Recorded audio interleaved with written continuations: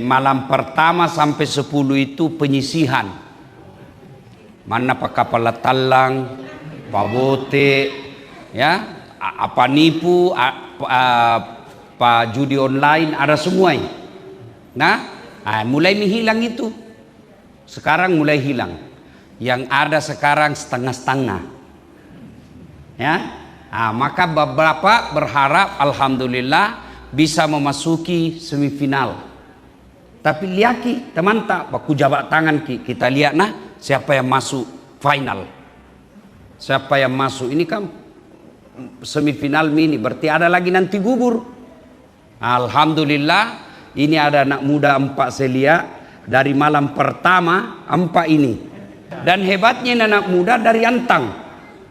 Dan hebatnya lagi Nakapli memang mini di depan. Tidak pernah pindah-pindah. Dari malam pertama saya perhatikan. Dalam hatiku pasti ini satu menyerah nanti ini. Ternyata bertahan sampai malam 10.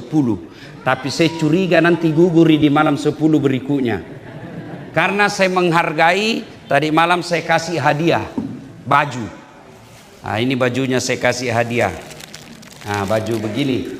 Ini baju khusus, sebenarnya jarang Bapak Ibu lihat baju saya ada yang sama toh. Jarang, tapi kali ini saya kasih 4 orang ini, yang lain bisa juga tapi beli kok. Kau mami nanti bagi toh, kalau tidak cocok nomor bisa ditukar nanti di ruangan remaja masjid. Nah, adik-adik sekalian, yang kedua, kalau capek ki berdiri di sana masuk ki. Agak panjang ini ceramah ini malam ini.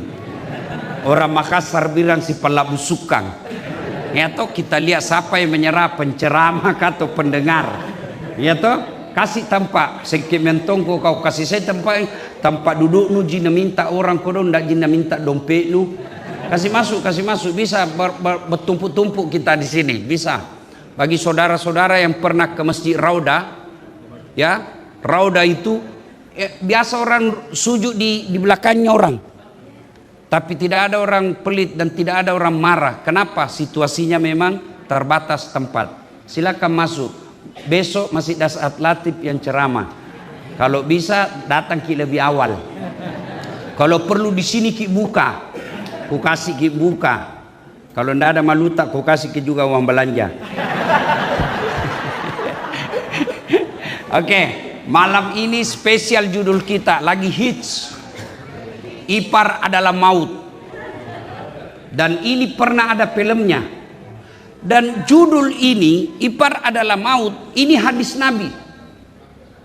Nabi pernah berkata dalam sahabatnya, saudara-saudara sekalian, berhati-hatilah menemui perempuan. Itu hadis Nabi. Berhati-hatilah kalian menemui perempuan. Lalu ada kaum Ansar. Sahabat Nabi itu ada 2 waktu itu. Ada sahabat Muhajir, ada sahabat Ansor. Muhajir itu orang-orang sahabat Nabi yang pindah sama-sama Nabi dari Mekah ke Madinah. Itu namanya Muhajir. Ya, ada juga orang namanya Muhajir. Yang kedua, ada yang disebut kaum Ansor, yaitu orang-orang Madinah, penduduk asli Madinah yang menyambut Nabi dan beriman kepada Nabi. Adik-adik sekalian, tidak semua itu orang disebut sahabat Nabi. Sahabat Nabi itu terbatas. Sahabat Nabi itu 4 syaratnya, Bu. Hafal kau ini. Siapa tahu di akhir ceramah ada kuis, dapat kau hadiah. Yang pertama, hidup sesama dengan Nabi. Berarti orang yang boleh disebut sesama dengan Nabi, satu syaratnya. Tapi apa semua sesama dengan Nabi langsung masih disebut sahabat? Tidak. Dia harus ketemu dengan Nabi. Ada orang sesama dengan Nabi tapi tidak pernah ketemu, tidak boleh disebut sahabat. Satu hidup di Makassar, satu hidup di Jeneponto, sama-sama hidup 2024. Tapi tidak pernah ketemu, tidak pernah sahabat. Namanya sesaman dan ketemu. Syarat kedua. Syarat ketiga, beriman kepada Nabi. Ada orang hidup sesama dengan Nabi, ketemu dengan Nabi, tapi tidak beriman kepada Nabi. Tidak boleh disebut. Siapa? Abu Lahab.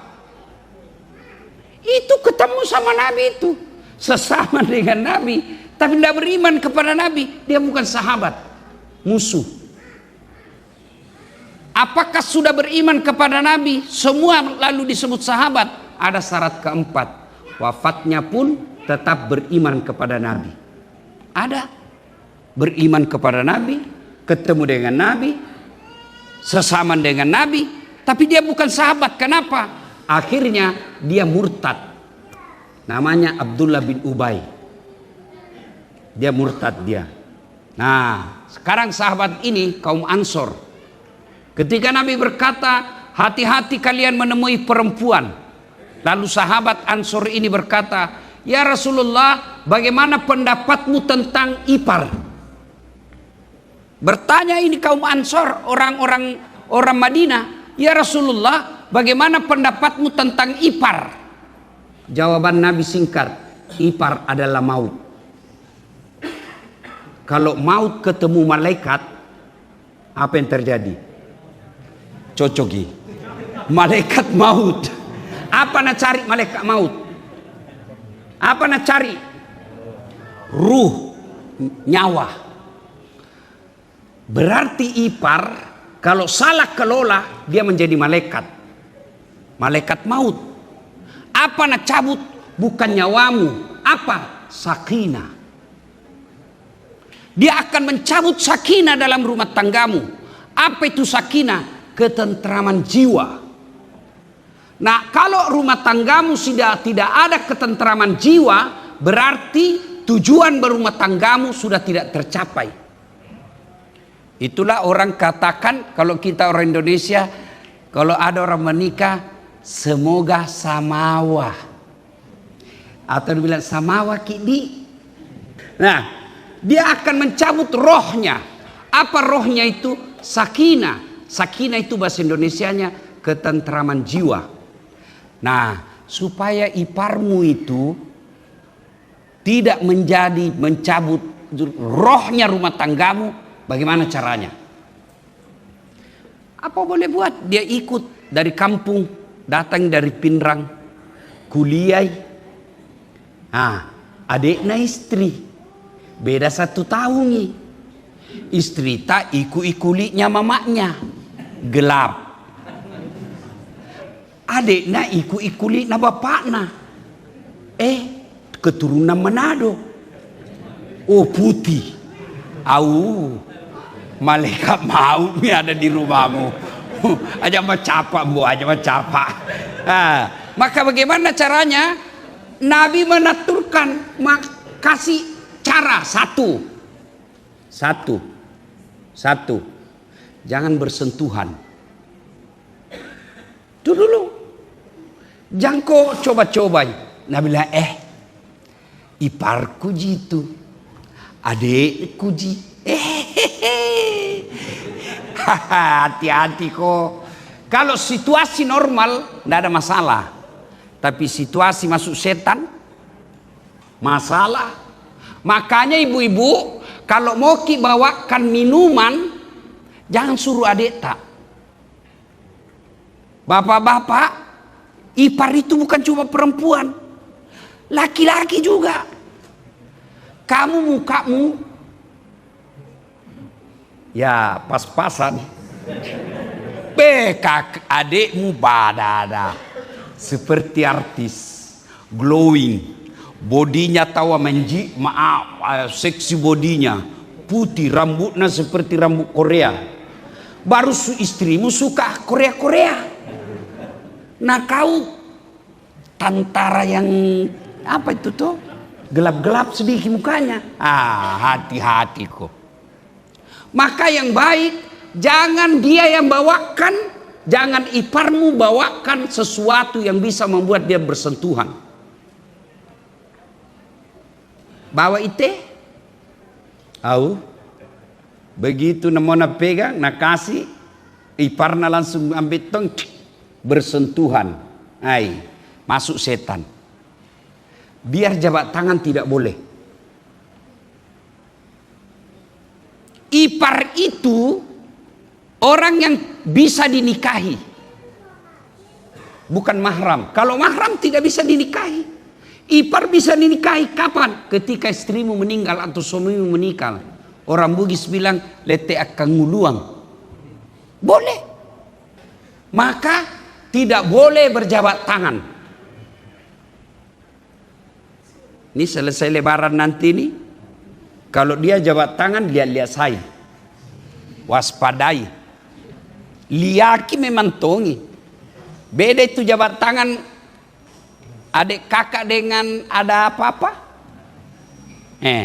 Pertama kalau jabat tangan biasa, lebih intinya jangan nih. Lebih baik begini saja. Kenapa? Setan masuk. Saya sama mahasiswiku di Unhas yang cewek, enggak mau ke jabat tangan. Kenapa? Dia masih muda. Saya enggak muda. Dia cantik. Saya enggak gagah bos, bohong kok. Tapi saya tahu saya tidak gagah, tapi saya penuh pesona. Mana bukti mau semua kau foto sama saya toh? Iya, maka saya tidak mau jabat tangan. Kenapa? Ketika jabat tangan, nah halus tangan nah, apa? Langsung setan bisik kok. Dede, lama-lamai. Masuk setan. Maka kalau jangan coba-coba. Kasih tahu adekmu yang menjadi ipar, kasih tahu, dek, saya tidak mau lihat kau jabat tangan. Tidak boleh kau jabat tangan. Nah suami itu suamiku. Justru bahaya. Nanti kau jatuh cinta sama dia. Tidak mungkin saya jatuh cinta. Yang saya takutkan kalau dia jatuh cinta sama kau. Jangan, setan bisa masuk. Maka syarat pertama kalau berumah tangga sama terpaksa tinggal ipar di rumah karena dia kuliah atau kerja kasihan atau magang nih, jangan pernah dia jabat tangan. Yang kedua, jangan mempertontonkan aurat. Nah iparku ji, normal, tidak ada masalah. Masuk setan. Apalagi pun nana cini-cini kinjawa bahaya ya. Namanya intelek. Kau tahu anak muda tuh itu dibilang intelek tuh. Intip itu. Bajuna. Kelihatan kalepakna. Kelihatan ini. Baru putih. Baru duduki. Begini cara anak duduk. Oh, meci elomu bos. Dia bilang bapakku dulu waktu masih hidup, bapak almarhum dia bilang, komita ko anak darah nak, mu poji amicu ko, ajak mu maelomu, kada pekko tani yang maelo ko kedo cari doe. Bagaimana ndak ditelan kalau goyang ini pak? Maka jangan mempertontonkan aurat. Ya, dia laki-laki, auratnya mana? Pusat sampai di bawah lutut. Jadi kalau bapak-bapak punya betis sama besarnya betis tak dengan pahata, makojo. Nabi orang Bugis mako kurus. Toh? Begitu duduk bunyi semua tulang. Sementara adik tak atletis. Jangan biarkan dia pakai celana pendek. Kalau situasi normal enggak masalah, tapi kalau setan masuk janjang nih. Begitu apalagi kalau perempuan. Suami tak jarang dengar ceramah. Suami tak hampir tidak pernah dakwah. Suami tak tidak pernah dengar pengajian. Nafsu tinggi. Adik perempuannya iparnya putih. Nalia pertama kalau ndak sengaja terlintas mau pergi ambil nasi, keluar dari kamarnya, sup. Nah lihat pertama rezekimu. Kalau kau lihat tidak sengaja rezekimu. Tapi kapan kau ikuti dengan penglihatan sampai ambil nasi, setan itu gora. Nah, baru kau bayangkan, kau bandingkan istrimu, sudah setan itu. Syarat kedua, jangan mempertontonkan aurat. Ketika keluar dari kamar, sudah harus pakai jilbab. Dan jilbabnya tidak boleh yang tipis. Bajunya tidak boleh yang melekat di tubuh dan transparan. Dia pakai jilbab Ustadz, pakai baju, tapi bajunya melekat di kulitnya. Baru warna bajunya seperti kulitnya. Apa kau bayangkan? Sama kalau kau lihat kulitnya langsung toh. Baru jalannya seperti Pragawati. Setan itu bisi itu perempuan. Nah bilang, nah suka kau itu parmu, nah suka kau, gaya kau. Nah bilang dalam hatinya, masa sih, buktikan main. Nah bilang setan, lihat mako. Nah lihat terus kau itu, adek-adek, itu setan bahayanya karena nak tahu ibarat itu aplikasi di handphone, nak tahu algoritmamu. Nah tahu apa kau suka.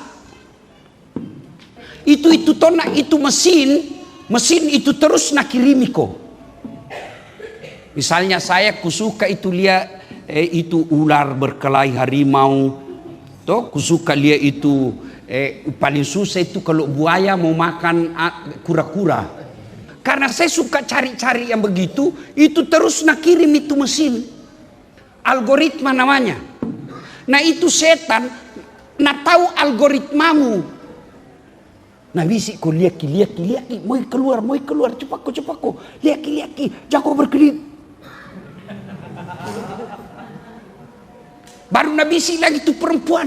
Nah perhatikan, goyang kau. Setan.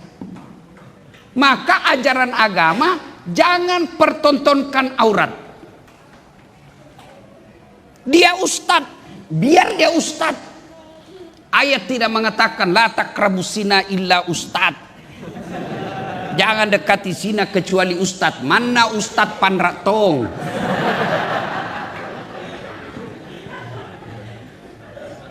Ustad itu iparku. Ustad ketika dia ceramah. Tapi ketika dia berdua-duaan, laki-laki itu. Ajak mu capai, mbok. Ajak mu capai. Masolak ko tuh maka solak nih. Ibaratnya istilahnya orang tua aku dulu di kampung, bale mu pasi tongkok coki. You understand? Bale pasi tongkok coki. Tahu? Ikan ada kucing ditutup satu tempat. Apa yang habis? Ikan. Itu kalau kau kasih satu rumah iparmu sama suamimu, malah kalah mau, Pak. Ya, maka satu tadi jangan bersentuhan. Dua, jangan terlihatkan auratnya. Tiga, jangan biarkan berdua-duaan. Dek, Piko dulu temani itu kakak beli baju, mau lebaran. Apa dipakai? Nah bilang, pakai mako itu motor. Si ganden nih. Maka solako, maka ropo yaco.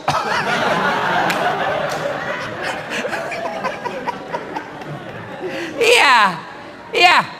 Tadi ini laki-laki tidak ada niatnya. Nggak tulus tadi. Tapi setan provokasi. Apa? Rengi. Rem. Nah rem depan. Tadinya juga cewek ini tidak ada niat. Tapi karena ada sentuhan. Wah, nah bilang ini yang laki-laki original. Di situ mulai setan masuk. Ketika itu direspon, setan tahu algoritma. Dia tahu, oh saling merespon. Pintu pertama setan sudah masuk. Maka setan akan berupaya menciptakan orang ini selalu berduaan. Cari alasan. Kalau alasan, ya, iparmu laki-laki, ya, nah, kan tidak selalu itu bahwa laki-laki yang suka ipar. Tidak, ada tuh perempuan suka ipar. Sama aja semua itu. Coba kalau laki-laki, vulgar caranya, perempuan malu-malui. Memendam rindu namanya. Kalau laki-laki kan tidak suka memendam. Iya. Coba lebih. Kalau bertobat itu laki-laki, kalau menangis sih. Perbedaannya laki-laki dengan perempuan. Kalau laki-laki itu menangis, apa nak tutup? Matanya itu. Kalau perempuan apa? Mulutnya. Nah tahu ini sumber dua emang pakai solang. Perempuan mulut kenapa? Suka gosip. Laki-laki suka memandang. Nah, maka jangan biarkan berduaan. Itu kalau ada wantak penting tong itu ada CCTV. Bisa dilihat di rumah. Kapan kau pernah lihat berduaan lama di meja makan kayak itu, ruang tamu kayak itu, di depan rumah kayak itu bercengkrama, kamu laki-laki bodoh kalau kau tidak tahu itu ada sesuatu. Karena ada namanya bahasa tubuh. Misalnya ini perempuan yang suka iparnya. Kebetulan ini suaminya takut istri. Nah bilang istrinya, Pak, Piko dulu beli beras. Habis beras. Nah bilang itu mau adek mau suruh belajar nih. Banyak PR-nya. Lagi praktei. Pergi. Itulah setan berupaya menciptakan bagaimana caranya supaya bisa berduaan. Yang ketiga, masuk waktu di cukup kapan karena mau orang sama tembak terawih. Belum si tahangan orang. Oke. Si pecapu gitu sampai sahur. Jantung bisa sahur. Jantung taleka. Ya. Nah, yang berikutnya, Bapak Ibu saudara-saudara sekalian, jangan pernah kau biarkan bertatapan mata. Itu perintah Nabi. Itulah sebabnya agama mengatakan Quran, kalau kau melihat seseorang perempuan dan kau senang kepadanya, tundukkan pandanganmu. Itu ipar, bukan mahram. Pasti dia punya godaan. Maka jangan pernah biarkan dia bertatapan mata. Kalau kau lihat, kalau perlu lempar. Wih, apa kau lihat? Bagus. Ya, Bapak saudara-saudara sekalian, kalau kau biarkan, maka pasti rumah tanggamu akan terancam. Kalau kau sudah melihat gejala-gejalanya, solusinya apa? 1, kasih pindah cepat. Kalau sudah kau tahu, seringi bertatap mata, seringi bersentuhan kulit, sering dia keluar sama-sama, itu sudah ajal menjemput. Ajal itu naik turun napasnya rumah tanggamu. Maka solusinya pindahkan dia. Kasih kosi. Nanti macam-macam, lebih baik kau selamatkan rumah tanggamu biar dia hancur kalau mau hancur. Lebih baik kau rumah tanggamu. Ada namanya asas prioritas. Lebih baik, lebih utama kau selamatkan rumah tanggamu sendiri yang kau sudah punya anak daripada kau lindungi itu dan merusak rumah tanggamu. Dan itu banyak terbukti toh. Banyak terbukti. Karena dianggap selalu ini barang biasa. Tidak, ini bahaya. Bara api yang bisa satu saat dia akan meletup. Kalau penyakit bundang, bisul, sedikit meletus itu bisulmu. Maka pertama pindahkan dia. Kalau dia sudah baku suka sekali, bahaya mi. Karena tidak mungkin kau menikah kalau pembantunya jina suka, masih ada peluang menikah. Poligami namanya, boleh. Boleh kalau poligami dengan pembantu boleh. Tapi masa tonsi dikalaki sama pembantu ibu? Pacetong ini bu. Iya toh. Tapi kalau saudara namanya ipar, tidak boleh orang menikah dengan perempuan yang bersaudara atau laki-laki yang bersaudara. Kita bukan binatang. Jalan keluarnya tadi adalah minta doa cepat sakaratil maut. Itu atau ceraikan. Tapi begitu kau ceraikan dan kau nikah lagi dengan adiknya, kamu akan menjadi sampah masyarakat di kalangan masyarakat. Nah, Bapak saudara-saudara sekalian, selanjutnya bagaimana memelihara rumah tangga yang lebih harmonis, kita lanjutkan insya Allah sebentar subuh. Karena kalau terlalu lama juga ada yang mau tarawih 20, ya. Cukup mendengar ceramah dulu, kita lanjutkan lagi sebentar subuh dan besok. Terima kasih, selamat memasuki